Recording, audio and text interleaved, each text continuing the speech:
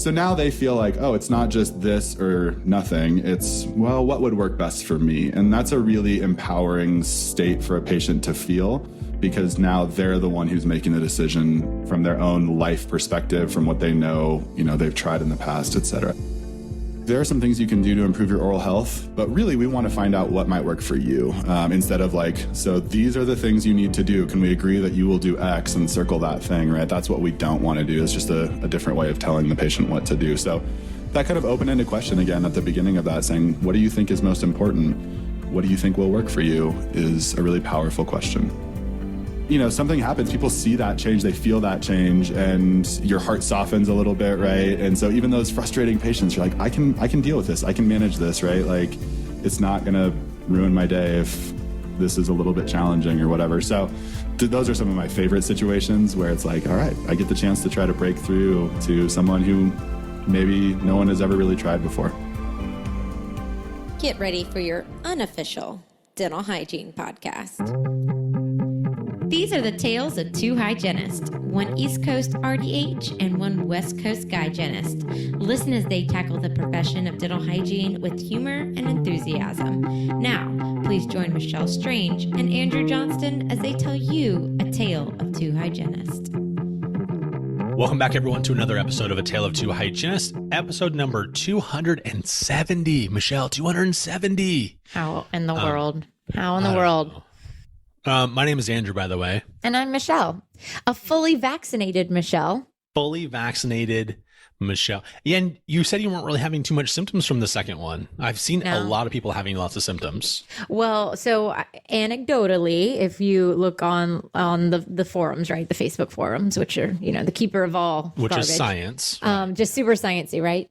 There's some anecdotal experiences out there where Moderna tends to have a little bit more of some more severe side effects after, or I don't know, I wouldn't even say side effects, but you just feel a lot ickier with it. But it also has more mRNA in it. So I think it's like 100, whatever unit it is of mRNA, whereas like Pfizer, please don't quote me on this, but like 60.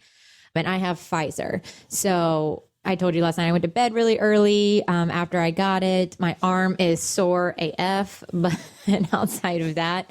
What does AF stand for? Just kidding. Yeah, just I was going to say, we're explicit for a reason, but I try to curve my no, you do a good job. So yeah, I got Pfizer, which is probably why I'm not feeling so icky and gross today outside of the arm. And it's strange that it hurts. I mean, it's so sore. It's like up into my neck and everything, just tender. No. We can't talk about that. Don't talk about that. I'm gonna get mine. And way better than COVID, buddy. So give me a sore arm. You can literally come punch me in the sore arm right now, and I'd still accept it over COVID.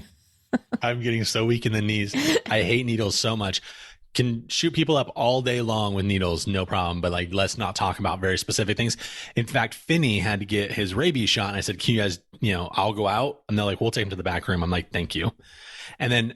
Molly girl, by the way, you guys are twinsies because you guys both had vaccinations this week. How'd she do? Are you kidding me? Molly's such a champ. She's a champion. Yeah. Even if she was sore. She is. I mean, she's had a lot of medical histories before, but she did. I think hers was like a Hep A or something that she had to get. Hep A is painful too. She's like, I was like holding her the other day and she's like, "Oh, Dad, that's my sore arm." I'm like, "Oh, okay. I totally forgot about it because you don't act like it ever." But look at you, little twinsies. Oh, well, seems appropriate. Yeah, you guys are best friends. So. Like auntie, like niece. That's fine. Mm-hmm.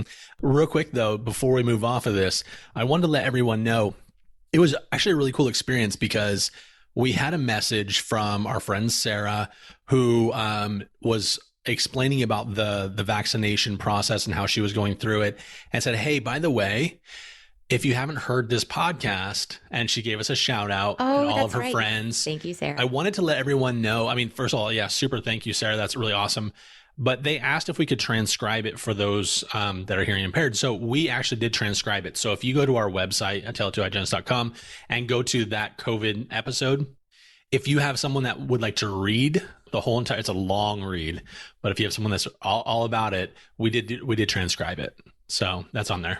Because we care about you guys. We want you to get the knowledge any way that works for you. So Just let us know what you need though. Like, right. I think that's the moral of the story is like, let us know how we can better support you and we'll be happy to do it. Yes. Yes. And thank you to anybody who was out there sharing any episode, but definitely the one on the COVID-19 myths or vaccine myths debunked, which is pretty great. And since I'm fully vaccinated, where a lot of us are about to be fully vaccinated, hopefully more, I got word last night that ADHA is actually going to happen, like the conference.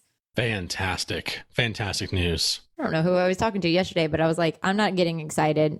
I have PTSD from all the cancellations that I had last year. Like every time I was like, okay, well, I'll go book this, I'll go do that. And just everything got canceled. So I'm like, I don't know. I'm hesitant to get excited, which is terrible. Well, I'm going to get excited. I believe Raphael and I are going from our company. And so that'll be nice. And I'm speaking. It's in, no one cares about that, Michelle. I will be there. Just kidding. And so it's in Phoenix this year. It's in June. Do you know the dates off the top of your head? Keep speaking and I'll get them. Okay. So in June, Phoenix, a little bit hot, but if you haven't been to Phoenix before, there's two things that one, Michelle's going to love and one she's going to hate. I will recommend to the ends of the earth that you go to Lolo's for some chicken and waffles. Yeah. I don't eat chicken for the audience to know. Yeah. Well, every time we've been in Phoenix together, she always makes fun of me. She's like, ugh, gross, blah, blah. But it is seriously among the best that I've had. Well, I'm also from South Carolina where we created chicken and waffles. So I don't know if that's actually true. Maybe go there and just have it. But those of you that don't have it locally, go do this. And it's pretty darn good. It's June 17th, 18th, and 19th and 20th. 17th through the 20th. Yeah. Of June. Nice. And so make sure you guys are there. Get your plane tickets early while they're still going to be low priced, and get your hotels early while they're going to be low priced as well. And then the second thing, though, is if you get up early enough and it's still cooler, there's some really good hiking in Phoenix. So true. Just among the most amazing views of the desert and all of that. So yes, it is a little bit hot, but don't let that deter you. You should go. And I love the heat. So like whatever. And if it's too hot, you can come find me when I'm not speaking and working a booth for a mouthwash at the pool. So how about that? With a beverage in my hand, because I cannot wait. I know I've said this before and everything, and we're going to clean this up and shorten it soon, but I am dying for a hotel lobby bar, shooting the shit with all of my friends, like solving the dental world's problems. Like I am in desperate need of that. Yeah. It is time. Yeah, I think that we're ready for that. So make sure you guys get vaccinated. Make sure you guys do all the precautions if you're just coming over, and book that. On today's episode, we have, oh my gosh, we have a good one. So we have motivational interviewing with some regularity on the show. We talk about it. And we've never had Dr. Matt Allen on though. And I loved his perspective. It was very supportive. He's an amazing, accomplished individual. We know that you guys are going to love this interview. So sit back and listen to Dr. Matt Allen. Before we get to the interview, we want to say a big thank you to Paradise Dental Technologies, or PDT, for supporting the continuing education portion of this podcast for so many years. If you do not know already, many of our full-length episodes count for CE. You'll find the links in the show notes, or you can sign up for our newsletter by going to atailotohygienist.com. When you sign up for the newsletter, we will periodically send out links to shows that have expiring CE courses attached. And none of this could be possible without the support of the amazing people over at PDT. So check out their hygiene and other instruments at pdtdental.com. That's pdtdental.com. Now, on to the interview. So listeners, this is a topic that I am excited to be a part of this interview. I came back out of hiatus for this topic all about motivational interviewing. And we have Dr. Matt Allen, or Matthew Allen. What do you prefer? Either one is great. Most people call me Matt. Matt. Okay. So welcome to the podcast. I am so excited to chat with you today. Welcome. Yeah, thank you for having me. I'm really excited to be with you guys. Oh, awesome. Tell us a little bit about yourself and the topic of motivational interviewing and how you kind of like got into it. Yeah, I feel like right now I have 7 jobs, I think. So during COVID, I started a digital health startup called Differentkind that really kind of takes some of these skills and applies them directly to patients. And so we're working on that right now. I train dental professionals in this through a company I started called M. David MI. I am, faculty at University of Colorado School of Dental Medicine. I live in Colorado, obviously. And I still practice. Worked for FQHC for a long time, was the dental director there, and still see patients. So, and then it feels like raising 3 little kids, right, is always a job. So that's a little bit about me right now. In terms of motivational interviewing, I was working in that FQHC that I just mentioned, really, nationally recognized, really great, innovative FQHC. And one of my mentors there was the medical director at one of the clinics. And he had worked in homeless healthcare for a long time. There's a really great clinic here called Colorado Coalition for the Homeless. He was the medical director there. So he had known a lot of these people that were working just in homeless healthcare, and obviously motivational interviewing has direct application there. So he invited one of his friends to kind of come and do an all clinicians meeting and kind of introduce the topic. So it was 3 hours, not a lot of exercises and stuff. It was just, here's what it is and whatever. And I'm always, I think you guys are probably this way, right? You hear stuff like what's happening in medicine, and then you immediately say, how does that apply to dental? Where is that in dental? Why is this not more prominent? What, you guys have been doing this for 15 years. So it was really seeing it there and saying, where is this in dental? And it wasn't really anywhere. There was a little bit of research starting to come out. So this was probably back in 2015, maybe. So there's a little bit of research starting to come out directly to oral health, but all the literature was there for other chronic disease management. And I said, I think I could be that guy. So got trained and became, a member of MINT, which is the Motivational Interviewing Network of Trainers. And I joke with people that I've kind of spent the last 5 years trying to forget that I'm a dentist in some ways, so that I can better understand the patient perspective, because I really do think that it's such a key component of what we're doing. I always talk about in my courses the curse of knowledge, and that as a biasy, and how it's really hard to forget, like, the first time we tried to floss our teeth properly and back in, school, and flossed other people's teeth. And then we're just like, why can't you do this?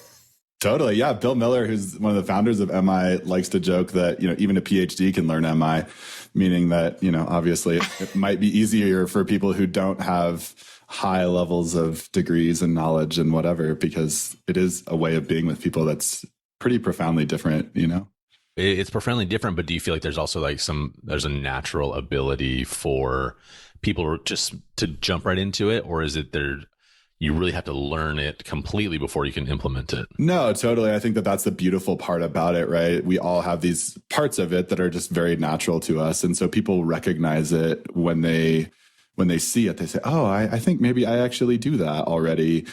So there definitely is that element of familiarity that I think helps people become attracted to it in a certain way. In some ways, it's kind of like learning another language where, you're kind of in your head for a little while, especially at the beginning, whatever. But it's almost like learning another language that somehow you knew before. It's this like primal thing that, was your native tongue that you have since forgotten or something. So it is beautiful to watch people see that again and start to see parts of their communication that they recognize in this style. What parts of dentistry do you feel? I feel like, Michelle, and maybe correct me if I'm wrong, but I feel like a lot of the motivational interviewing discussions we've had in the past are kind of focused around medical dental history, intake forms, and then delivering treatment plan presentation type stuff. What other parts of dentistry, though, I feel like, are we missing from that? Or have we talked about, Michelle? I don't think we have, but I use that the least in those instances. Mine is for disease accountability, responsibility in their own home care techniques, their own behaviors, understanding how, if they drink soda all day long, that affects it. And like, how can I engage with them in a way that I'm not removing their little happy soda drinking? Or, just actually last week would be a perfect example. I had a patient come in. She sat down. So I do this thing, and Dr. Allen, tell me if this is correct, but I definitely learned this in... You can totally call me Matt too. Yeah. Andrew is going to have I would love to call you Matt, but Andrew's going to have a mild anxiety attack over there. I have a little conniption fit about that. All right. So Matt, tell me if this was the correct thing to do, because I'm pretty sure I read this in a motivational interviewing book, but I always ask my patients to rate their dental health. Like, tell me what they would put their dental health on a scale of 1 to 10. And then I ask, why? Why would it be a 7? Why is it a 4? Tell me more about that.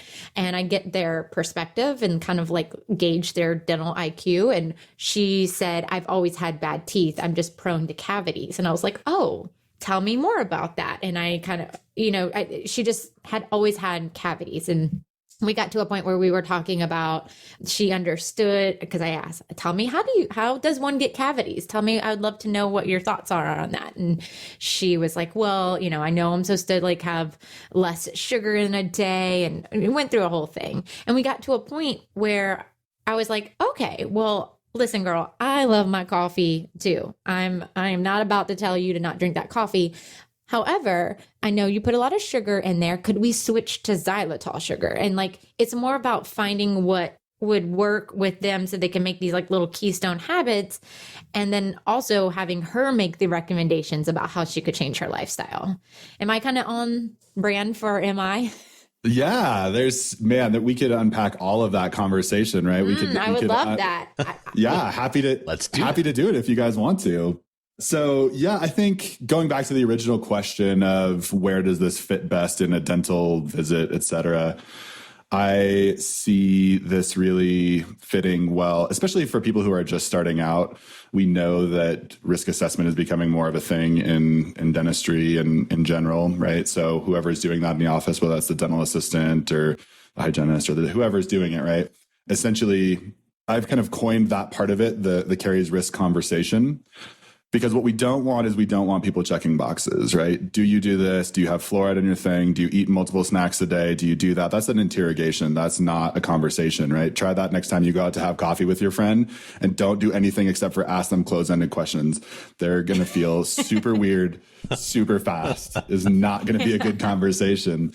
So what, in my trainings, what I'll encourage people to do is say, hey, here's 4 open-ended questions that are part of the risk assessment. And ask those and don't have your computer. Don't be sitting there at your computer, looking at your computer. Just like have a conversation with someone. You can go back after and they're going to give you the information you need, likely to answer all 13 closed-ended questions that are part of, the non-clinical exam part of a caries risk assessment. So I think that's kind of where I see it fitting most easily in terms of, because really from there, right, we're getting a lot of the information. And it's shocking how when you ask those questions with empathy and actually having a conversation with people, right? You say, tell me about your, dietary habits. Tell me about what you eat and drink every day. And they're like, well, I know I drink more soda than I should.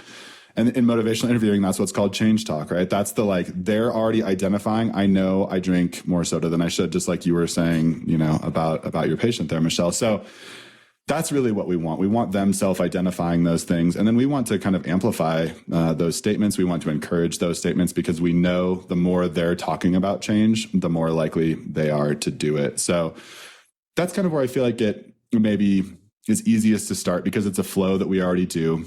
That leads into the concept of self-management goals then as well, right? In terms of having people select things for themselves that they think they could change. So for example, Michelle, when you're, kind of going back to the coffee thing, right? So, okay, well, I drink coffee.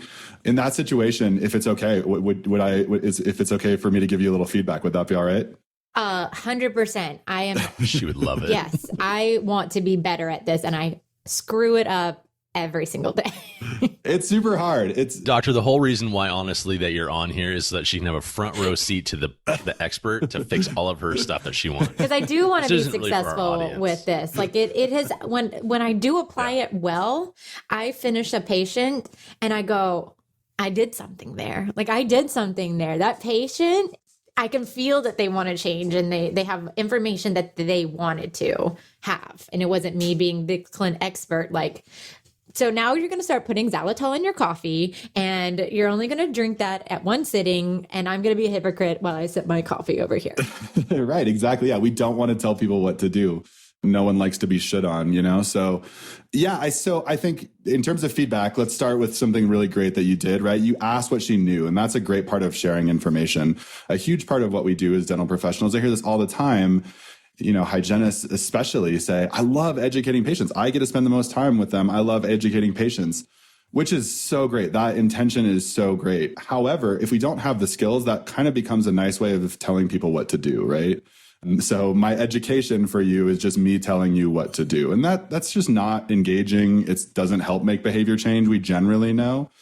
So the intention is right, but if we don't have the skill, it can come out in the wrong way. And so you did a great job there of essentially saying, what do you know about this, right? Tell me what you know about how cavities start or whatever, right? That's the first step in sharing any information. We share some information. And then lastly, on the back end, we invite them into the conversation again. So what do you know? What do you think, right? And that's often where we'll start to hear that change. Like, oh, yeah, well, I guess that makes total sense. I guess I could start to have less coffee or less sugar in my coffee or whatever it is. So my one piece of feedback there would be, we see things all the time, right? Where especially I always use the example of working with teenagers. So teenagers are notorious for saying, well, I'll just do something with my phone to help me remember, right? So if I forget to brush my teeth, I'll just put an alarm in my phone or whatever. So I can pretty much guarantee that we could all walk into a room with a teenager and be like, if you're forgetting something, I bet I have a pretty good idea for you, right? But what we want is for them to feel like they're coming up with that idea themselves. And so in that situation where you're saying, well, maybe you could just put a little less coffee, or maybe you could put a little less sugar in your coffee. That's not a bad thing to do. But what I would encourage you to do if you are offering an option is to offer a menu so that they feel like they still have a choice, right? So, okay, well, it seems like you really love drinking coffee and it has a lot of sugar in it. What we found that works really well for other people in your situation would be, maybe xylitol, maybe just drinking water after your coffee or, something else, right?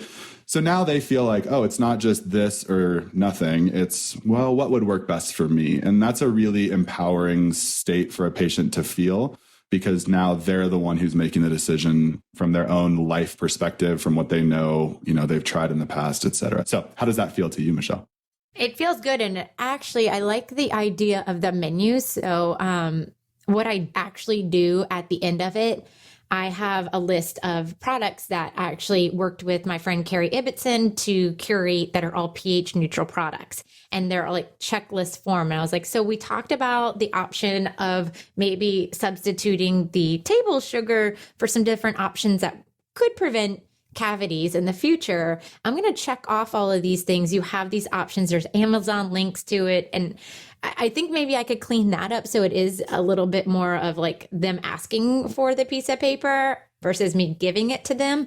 But I actually do give them a physical menu at the end of my appointment. Yeah, no, totally. If you search dental self-management goal menus, there are so many out there for, little kids, for teenagers, for pregnant women. We just made one during COVID through some of my consulting work for teledentistry specifically. So if you're doing teledental visits, you have a self-management goal menu that you can use there. So there's so many. So yes, 100% would encourage you, whoever, you listeners, whoever it is, menus are great. It really does help people become engaged. And we're used to choosing off of menus. If you go into a restaurant and they're like, what do you want? And you're like, what do you have? Right. And that's kind of what we want. We want to set that North Star. You want people saying, I want to improve my oral health.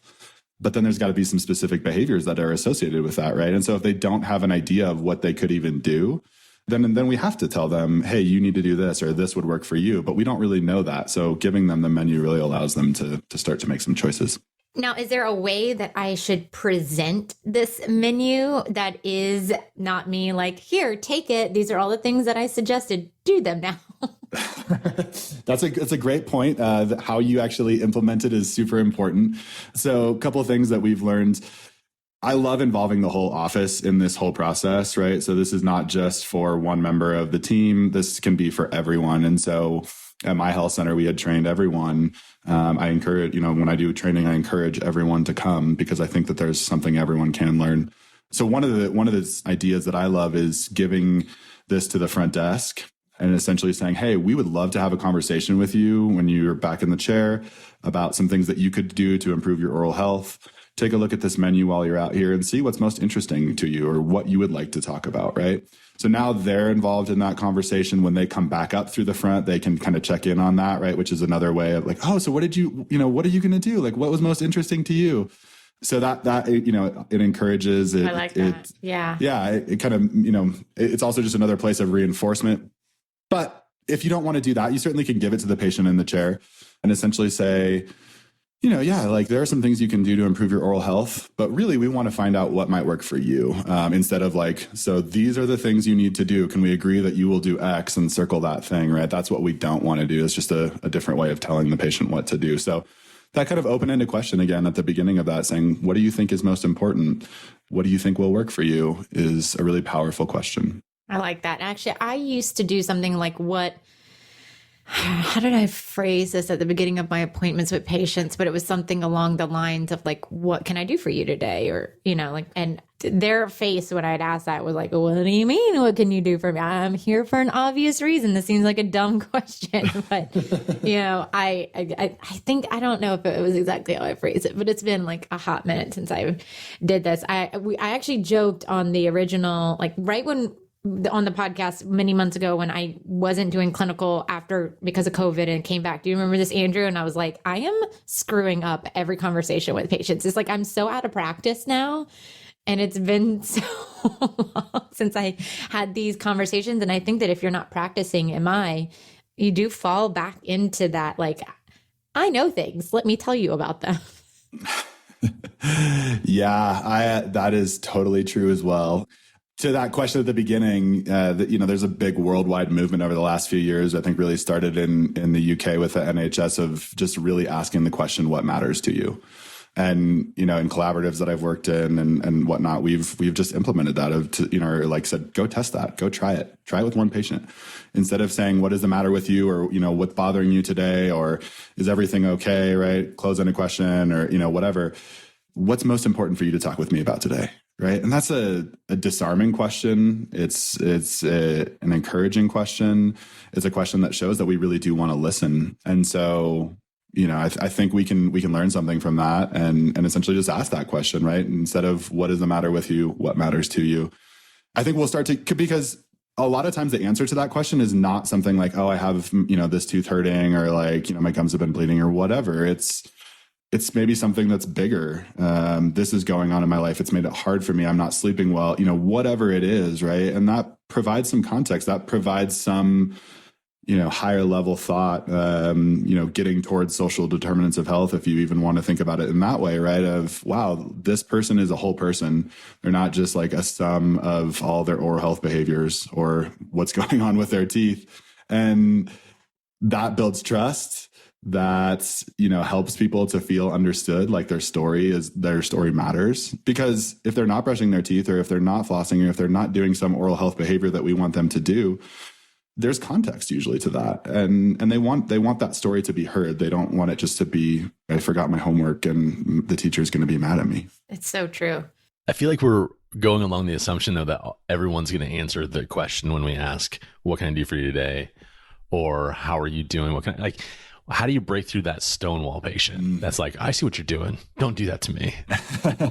I'm fascinated by that. Sorry, I didn't mean to interrupt, but I'm like, because I have not experienced that. I mean, I've got the stoic patient that's kind of huffy and gruffy in the chair, but like, it's so disarming, or for my experience, it's so disarming to ask that question because they're not used to it. Tell us more about that, Matt, because that is my experience.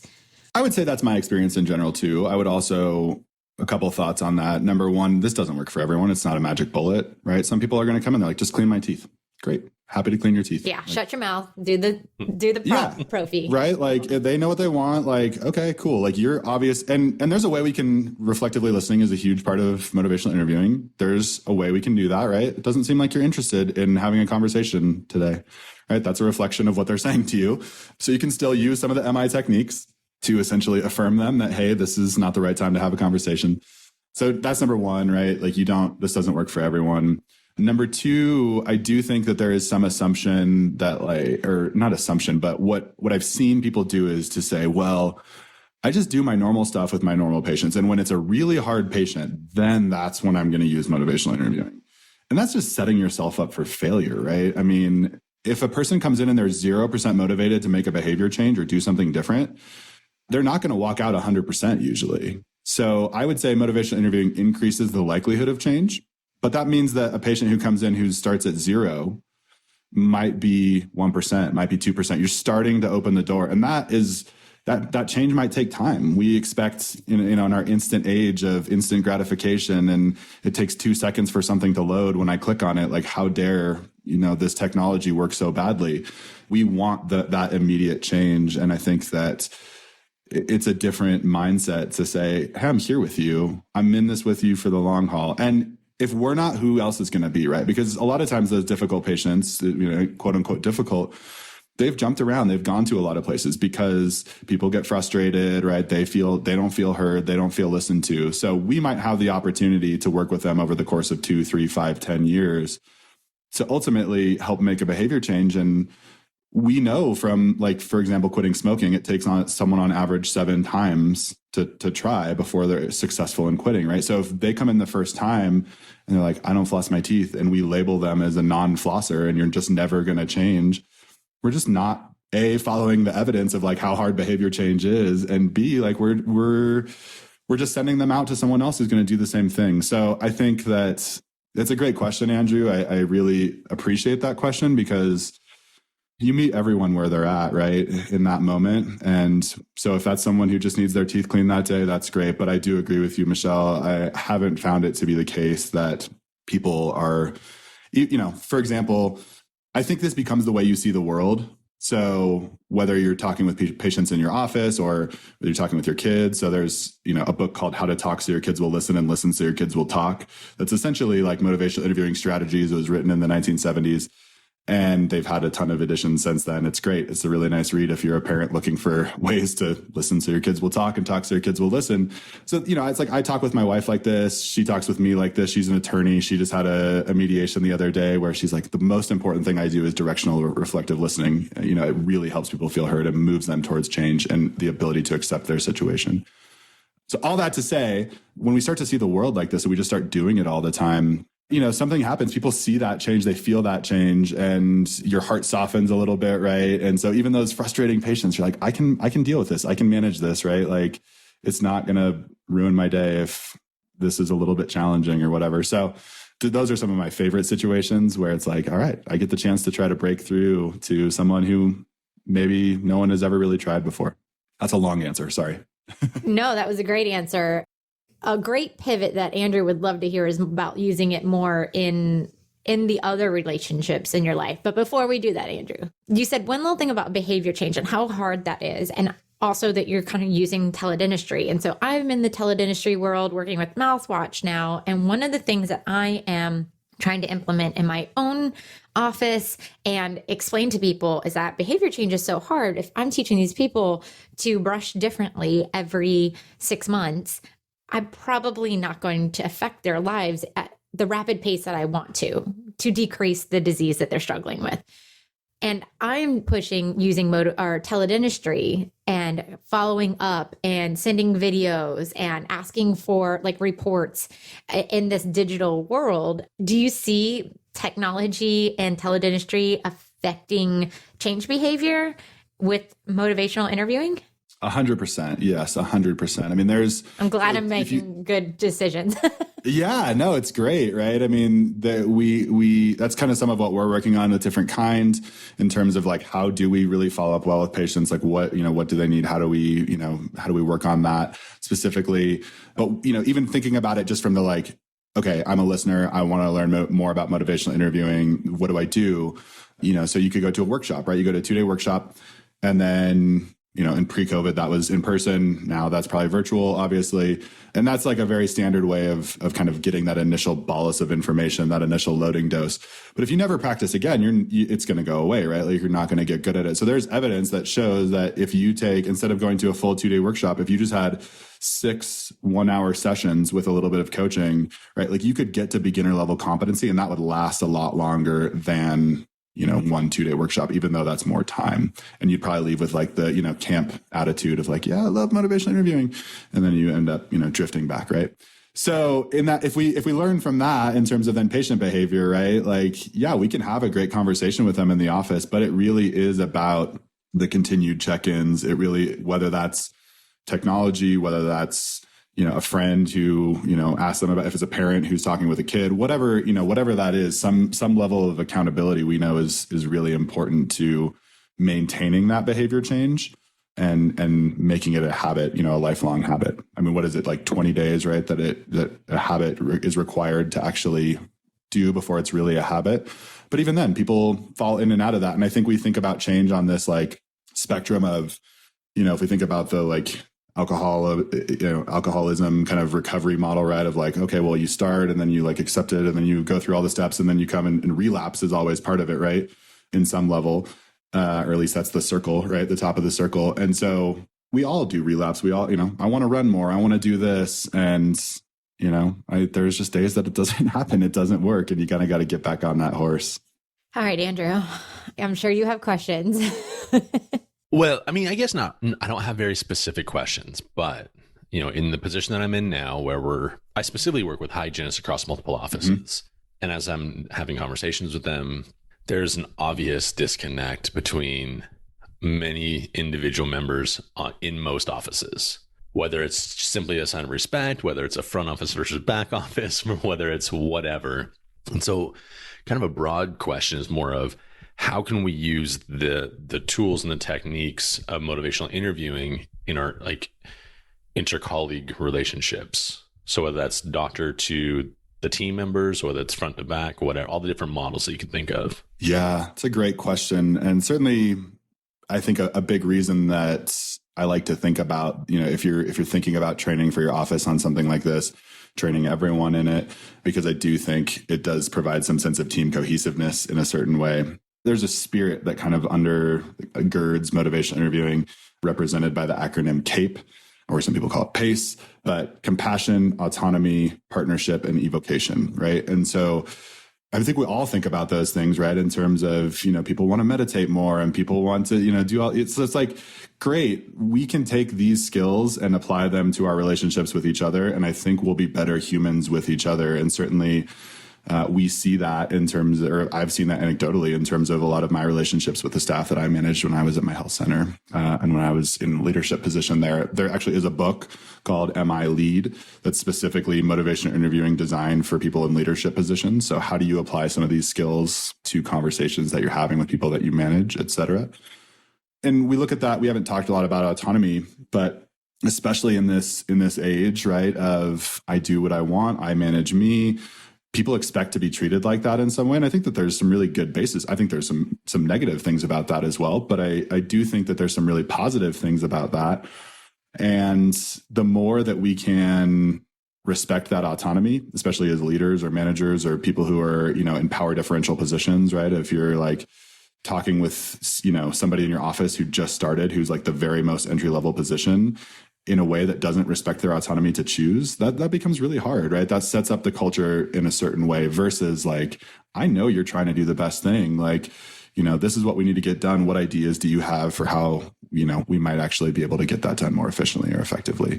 That's a curious mindset. And I think that curiosity is a huge part of being good at motivation interviewing in general, because it's like, I don't have all the answers, even if I do, I know that you're going to do it better if you come up with them yourself. And that's a hard mindset change, right? Of like, I know what to do, so I'm just going to tell you to do it because it's going to happen faster. I see that with my kids all the time. It's like, I can mow the lawn faster than my son, but I want him to learn. And if I just go out there and do it for him, he's never going to learn, right? And so there's that level of like letting go where it's, that's what being a good leader, I think, is about in a lot of ways, is letting go and letting the person actually take ownership. So don't micromanage. Because that's what I heard. Yeah. And that's super hard, right? Because you're like, man, you watch someone like mess it up, or you watch someone take a long time, or, whatever. And it's like, that's not what it's about. I mean, sometimes it is, right? Like patient safety issues, whatever, that has to be done right. Right. But there are times when it's just like, that's the mode we get in, and we get so, frustrated when it doesn't happen exactly our way, exactly when we want it to, that we forget the bigger picture of, if I was gone here tomorrow, it would be more important that I empowered someone to do this well than that I just continue to do well by myself all the time, especially in leadership, right? I mean, that's a huge role of ours. I definitely have like I have a personal struggle around infection prevention in dentistry, and trying to use motivational interviewing and struggling with the dogma that I want to spew on people of like, this isn't an option. Patient safety is not an option. Like, you don't get to have autonomy at this point. Like, because you signed up for patient care. Your patients did not ask you to come here. They're just like, hey, don't get me sick. Like, don't mess me up during this appointment. And so I'm even trying to find a way that, how do I empower people? How do I talk to them in a way that is bringing awareness around the importance of infection prevention and infection control breaches, how maybe they're not so egregious all of the time, but that doesn't matter. Just because someone didn't get stuck or get HIV because you didn't follow the right protocols, it doesn't mean that any other HAI is not okay. So like, do I need to get that motivational lead book? Is that what I need to get? Because I'm so good about my patients, but when it comes to my other professionals who are just blind or just choosing not to do certain things, like wiping the room down twice, I lose my mind. Yeah, no, totally. I think that's, I mean, the mentor that I was talking about earlier that essentially introduced me to MI, we've had conversations about this, and he's like, look, patient safety it's just not a place for this, right? Like, you need to set clear expectations. And if those aren't followed, like, you can be compassionate about it still. I mean, I love a lot of the work that Brene Brown has done around having these really difficult conversations, but to do it compassionately and to prepare. And, it's not just like getting mad, right? It's communicating clearly, it's doing so in a compassionate way, but hey, there's still like some expectations that like have to be followed here. Like, it's just not a choice, right? Or, there's going to be consequences, and those consequences have to be clear. So I would say, I think you're totally fine in that. So I wouldn't try to like, there are times when it's just like, patient safety is one of those things where it's not really about motivation. It's about compliance, right? And so I need you to comply. And that's a really important piece of it. So versus, hey, like, are you drinking 12 sodas a day? That's not compliance, right? Like, sure, it would be better for you. And I think this like idea, another concept that I think is maybe helpful here is the idea, like, as we think about that, of like harms reduction. So from, again, substance abuse treatment and whatnot, like, do we want someone drinking 36 beers a day? Of course not. No, that's terrible. Do we want someone drinking 12? No, that's still a lot of beers, right, to drink, but 12 is better than 36, right? And so I think that sometimes we miss that as dental professionals when our patients are taking steps in the right direction, and we miss those opportunities to really say, you're doing a great job here, you're working really hard, you are making change. It might not be the entire way that you've wanted to go thus far, but you're walking down the road, and I'm really proud, not I'm really proud of that. That's praise, right? Affirmation is saying you're working really hard and this is really important to you. And it becomes you language that is really effective in terms of motivating change. It's the small wins, right? Like, that really kind of, it's the internal, like, I did this small little change, and sometimes our own self-talk doesn't allow us to see how important those 36 to 12 beers, like, that's a big deal. Even though doing 12 beers a day would obviously not be, like you said, ideal. But even just, people flossing, like, I'm brushing twice a day now. I haven't started flossing. Well, that's great. You were only brushing one time a day before. Like, that's amazing. And getting those small wins. That's 100%. I say that all the time in my trainings, right? Like, we have these kind of deficit detective lenses that we always have on, of like, where are you missing? What are you not doing?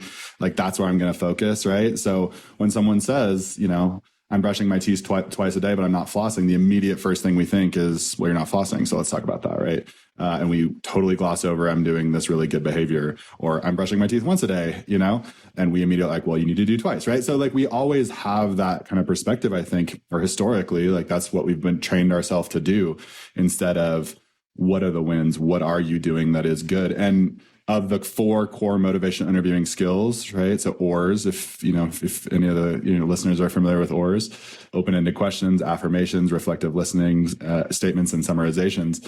Of those 4 skills, affirmations, if you only did one, affirmations are the most likely to lead to patient behavior change, which is crazy to me, because that's just like, now I see the world differently, and I'm encouraging good things in people, and that is making them do the things that they want to do. That's bonkers to me in some way, right? Like, that's just like, to me, that's where obviously MI is a part of positive psychology, but where it's like, wow, yeah, if I can see the world that way, people can really change. I can change. The world would be a better place, right? So I think that's really interesting. So you also said something earlier that I have found to be very true in motivational interviewing, and that is how much less frustrated I am with my patients. Like at the end of the day, I don't leave being like so disheartened and disillusioned with dentistry and dental hygiene and like patient change. I'm like, I told this person to brush their teeth and I've done it for 47 times that I've seen them and they don't ever make any changes. And it now being able to see the small wins and the small behavior changes and doing that positive affirmation, all of that makes me a much happier clinician. Man, you're hitting on some gold right there, right? I mean, there's so much talk about burnout now. And I think that a lot of that is just because like we take responsibility for like our patients in terms of their change or not change or what they're doing or how healthy they are or not, right? Whether they show up, et cetera. And ultimately, like, I think MI provides a framework for us to let go of those, that this is my responsibility in a really healthy way, right? Because when I was in dental school, there was this concept of patients need to own their own health, right? Their own oral health, which totally true. The way that was communicated was essentially like almost blame them. Well, you've got a lot of cavities. This is your problem. This is your fault. You've done things, it's like no one wants to feel like that, right? That's not a good way of doing it. So this allows us to essentially have them, we offer that up lightly as hey, like we're here with you. We want to take care of this, like we want to help you. We want to partner with you. I always say we want to work with people. We don't even work for them, right? Because that produces burnout. Sometimes when I do things for my patients, they don't want me to do that for them, right? Or they're not appreciative. And then I feel like, wow, couldn't you just have been more appreciative of what I just did for you? And it's like, hey, let's just switch the mindset to like, we're going to work together on this. You're going to take ownership for what you can do. I'm going to take ownership for what I can do. And it's going to be great. So I think you're exactly hitting on that there when it's, hey, I'm going to take ownership for what I can do. And what I can do is communicate well with you, understand my role of like, hey, sometimes that's information, but providing that in a really good context. Thinking about behavior change is an important concept in a dental office. There's a study that came out in JDR last year, at the beginning of 2020. The NHS was doing some work around this with kids, and they had dental assistants had one 30-minute conversation before a kid went in to have an extraction done. So 5 to 7-year-olds who are already having an extraction, so high-risk kids, and followed up 2 years later from one conversation, and they found a 50% reduction in odds of new caries experience in those kids who had that one 30-minute conversation. That's phenomenal, right? So we need to recognize that this is important. This is not something that is a nice to have. This is something that if we're truly concerned and think that prevention should be part of dental practice in general and dental hygiene especially, I think the dental hygienists are the exact right person to do this work, especially that we actually do focus on that. So that's part of what we can, that's our responsibility to bring to the table there. Do you see it going into dental schools and dental hygiene programs more now? Totally. I think dental hygiene has embraced it in a really positive way, which has been really wonderful to see. I see it happening a little bit in dental schools, but man, education is, they have we all have a lot to learn, right? So I teach it at the University of Colorado. I think students are really appreciative of it there. I've taught, at UCLA in their pediatric dental residency program. I've worked at Tufts. So I've done some work around the country, but I see it happening at University of Michigan in their dental hygiene program. Some really great faculty up there that are pushing it really hard, and they're doing lots of cool research, et cetera. So I definitely see it happening more. I mean, when I started this and was, again, kind of looking, where is this happening in dental? I think I found one community college dental hygiene program that had kind of a mention of it. And that was really it. So I definitely see it happening more. And there's studies out, right? Because I think there's 2 papers that I've read about how if the students continued to use this knowledge once they graduated. So they were taught, I don't know if they were in the US. I'm having a hard time recalling. I remember the overarching thesis of it was that about half of them had implemented it after their school program taught it to them. I feel like it wasn't. I feel like it was in the UK. Mm. I don't know if you're seeing that more over there or in Australia, one of the two. Yeah, it's definitely happening a lot in those two countries, which I think is great. I think the concepts are a little bit more advanced there in terms of their application to chronic disease management. Yeah, for sure. Which is encouraging. There's a great paper that came out of Australia in 2012, my favorite paper, that's not about motivational interviewing specifically, but essentially it says, what do patients value when they go to the dentist? Or just the dental practice and, general. And some like crazy findings, right? Of like patients were kind of shocked to learn that like prevention was even an option. People talked about it. They're like, it's not just drill and fill, like that's a possibility. They wanted to be listened to without feeling blamed. That's core to what motivational interviewing, attempts to do, right? But ultimately the kind of big learning, they put all these learnings together and it's like, people just wanted help taking control of their own oral health. And I think we kind of act as gatekeepers sometimes, right? It's like, you will not have dental health unless you, pass through me, the dental professional. And we see them for 2 hours a year. And how many hours are there total in a year? Like 8,000 or, something, right? Like that's pretty arrogant of me to think that like the 2 hours that I spend with them is like when they will have dental health or not, right? Exactly. But I can do some things in those 2 hours that will empower them and help them change during the rest of the time they're out living their life. And so I want to use those 2 hours the most effectively that I can. I think it might help us do that. Yeah. And I mean, if I had more time, I would love to dive into that because I feel like dentistry touts like, oh, we prevent. But then you get these things anecdotally. I know that's not how the leg that we stand on, right? Like it is drill and fill, but these things just kind of solidify it for me. But the one thing that I would like to just chat on as we kind of close up, and I think would help would fulfill Andrew's desire to talk about the team management. One thing that I talk about with my patients, or the things that I do, I always ask permission to have the conversation or permission to give the information. And I'm wondering if I need to start doing that even with team members, like asking permission to have this conversation of like, may I make a suggestion, and opening up or kind of breaking down the wall of them being defensive. So like with my patients, like if I find something in your mouth today that might be tied to improving home care or changing your home care, can I let you know about that? And it is amazing. I mean, they actually ask questions. They're like, oh yeah, like, are you seeing anything in there now? Like, what are you finding? And it's not me going, okay, so I'm starting to see some inflammation. I think we need to start doing flossing. And then that's also kind of like solidifies that burnout, that frustration as a clinician. But because if they tell me no, I'm just not going to waste my time. Yeah. I'll set it up for next time. But so do you feel like that is something that we could do with team members as well and get maybe some better communication and be battling each other so much in the dental office? That's a great question. I think yes, 100%. I find that asking permission is one of those really disarming things as well that involves people in the conversation. It turns a monologue into a dialogue, right? And so when you say, can I share this with you if I find it, right? Like now they have a choice. Like they can say no. And yeah, you don't have to share it with them. If they don't want to know, great. Like that's fine. That's totally where they might be that day. That's not a problem. Would it be okay if we talked about it next time, right? It's exactly like you said.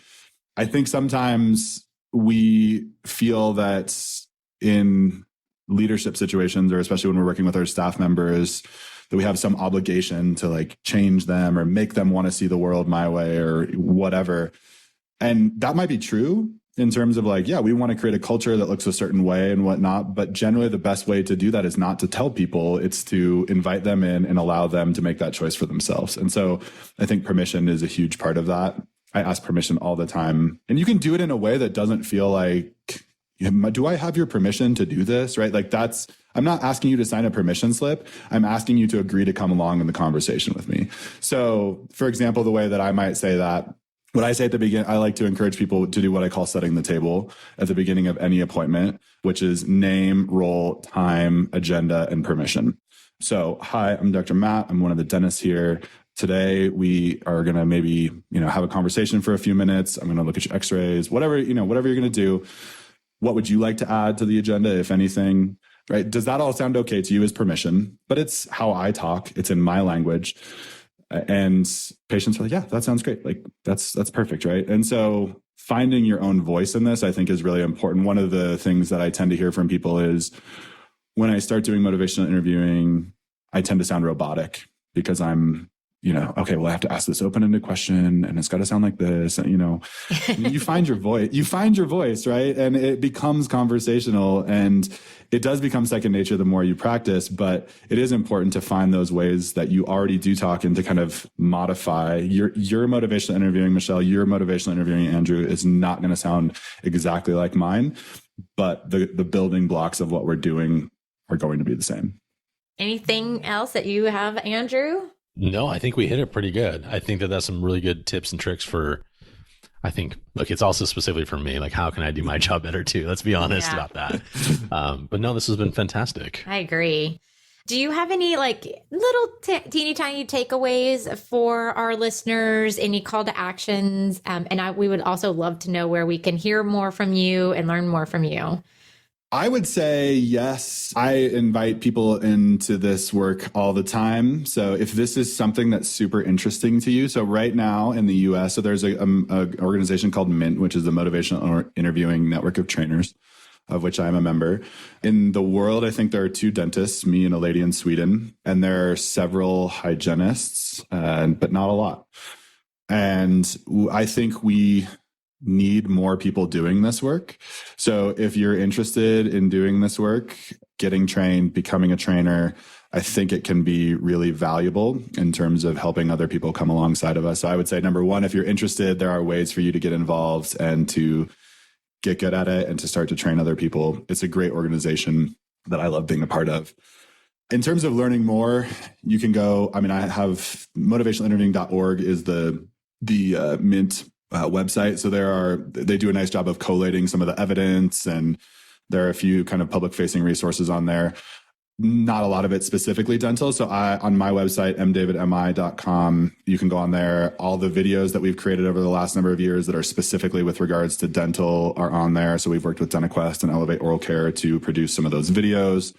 I try to go through and keep the evidence up to date that is specifically related to dental or things that I think are applicable to dental. So instead of sifting through all the evidence on MI about asthma and, smoking marijuana or whatever it is, right?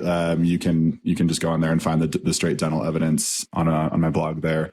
So if those things are interesting to you, you certainly can. That's a great resource. You're welcome to email me. I'm happy to answer any questions as well. And yeah, I'm really excited that you guys are excited about it because I do think it's one of those skills that in the new era of dental practice, especially post-COVID, is going to take on more and more prevalence as we really work towards a preventive mindset and oral health first that is motivated by ultimately what patients are doing. So I'm thrilled to have had the conversation. No, it's been great. And we're going to put all that in the show notes for everybody. Highly encourage you to take a listen, go visit the website. My little thing that I will say from personal experience is that I get this wrong often, and it's about practice. I might get it wrong with one patient that day, but I get it right with the next one. So it's not going to be perfect, but if I'm not practicing it, the frequency of how much I mess it up is definitely higher. So, and I can't wait. I'll go join those things and get that new book because that sounds amazing. There you go. Yes. Be gentle on yourself. We all mess this up all the time. It's okay. The goal, as you mentioned at the beginning, is to get better. So on a scale of 0 to 10, how confident are you that you can get better at this? Hopefully we're all a 10 in terms of the confidence that we can get better. We might not be perfect at it, but hopefully we're all confident that we can improve. Awesome. Well, thank you so much for hanging out with us today. Yes, thank you so much. I appreciate it. Thanks for having me. Well, another great week, another great episode. We thank you all so much for listening each week. If you haven't already, hit that subscribe button, whatever podcasting app you're using. Also, just a reminder, our guests are so fantastic that they love when you reach out. They love when you interact with them on social media. And you can interact with us on social media as well at Instagram or Facebook. We're also on LinkedIn. You can find us at A Tale of Two Hygienists. You can also go to our website, aTaleOfTwoHygienists.com. And we would love for you to go there and subscribe for our newsletter.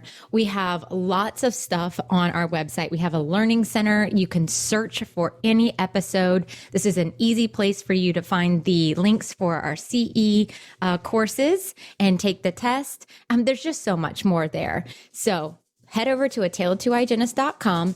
And if you want, you can also send us an email. I'm Michelle at aTaleOfTwoHygienists.com.